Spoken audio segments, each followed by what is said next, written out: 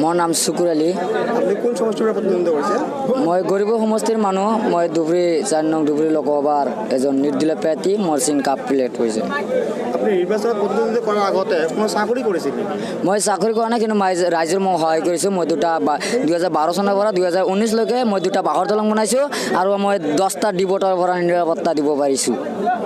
আপুনি নিৰ্বাচনীত যে আপোনালোকৰ প্ৰতিদ্বন্দ্বিতা কৰিছে, আপুনি যে নমিনেশ্যন চাবমিট কৰিছিল, তাতে আপুনি কিমান সম্পত্তি দেখুৱাইছে আপোনাৰ? মই সম্পত্তি দেখুৱাই মই 1 বিঘা সম্পত্তি দেখুৱাইছোঁ আৰু মই 50,000 টকা কেছ দেখুৱাইছোঁ আৰু মোৰ ভাই বা মোৰ ককা মোক টকা দিছে আৰু ৰাইজকো মই সহায় কৰিছে।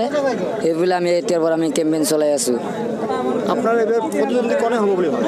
মই প্ৰতিদ্বন্দ্বিতা বদৰুদ্দিন আজমলৰ লগত হ'ব। আমি বদৰুদ্দিন আজমলক ভাল পাইছিলোঁ, কিন্তু আজি বদৰুদ্দিন আজমলক যে আমাৰ 10 বছৰৰ উন্নতি কাৰণে তেহেঁতক আমি একো কাৰণে ভাল পাইছিলোঁ, কিন্তু আমাৰ আজি UPPLক সমৰ্থন কৰিছে। যে UPPLৰ লগত 4টা সংগঠন আছে, এটা FSU, NWP, NWR আৰু GMCৰ 4টা। NWP এটা মানৱ হত্যাকাৰী, এই হত্যাকাৰীৰ লগত আছে UPPL।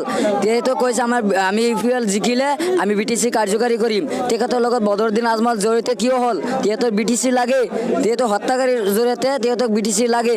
আৰু মই এটা ক'ব পাৰোঁ যে কোটাব লাগিব, ইয়াৰ নাম আমি ক'ব পাৰোঁ। আপুনি এইবাৰ ইলেকশ্যনত জিকিবনে? মই যিটো ৰাইজে মোক সাহস দিছে, ইয়াৰ পৰা মই ক'ব পাৰিম যে আগৰ 9 লাখৰ কথা কৈছিলোঁ, এতিয়াৰ পৰা যিটো আমি 10টা সমষ্টি ঘূৰি ফুৰিছোঁ, কিন্তু 10টা সমষ্টিৰ পৰা আমি যিটো সাহস পাইছোঁ, ইয়াৰ পৰা মই ক'ব নিশ্চিন্তভাৱে মই জিকিম। আমি 10 লাখ ভোটত আমি জিকিম বুলি আশা কৰি আছোঁ। আপুনি যদি জিকি আহে তেন্তে দিল্লী চৰকাৰত আপুনি কাক চাপৰ্ট কৰিব? সেইটো মই কংগ্ৰেছ BJP একো নুবুজো। মোৰ দাবী যি মানি ল'ব মই তাৰ লগতে থাকিম। মোৰ প্ৰথম দাবী থাকিব লাগিব NRCৰ পৰা নিৰাপত্তা দিব লাগিব, আমাৰ খাছবান্দিৰ পৰা নিৰাপত্তা দিব লাগিব, আমাৰ ভাৰত বঞ্চি দিব লাগিব, আমাৰ ডিবটাৰ পৰা নিৰাপত্তা দিব লাগিব, আমাৰ BTCৰ পৰা যি BTC অবৈধভাৱে BTCখন চলাই আছে সেইটো আমাৰ বাতিল হ'ব লাগিব। যে 50% যদি আমাৰ BTC আছে তেনেহ'লে BTC আমাৰ থাকিব, আৰু যদি 50% নহয় তেনেহ'লে আমাৰ BTCখন বাতিল হ'ব লাগিব। এইখিনি আমাৰ বাতিল হ'ব লাগিব।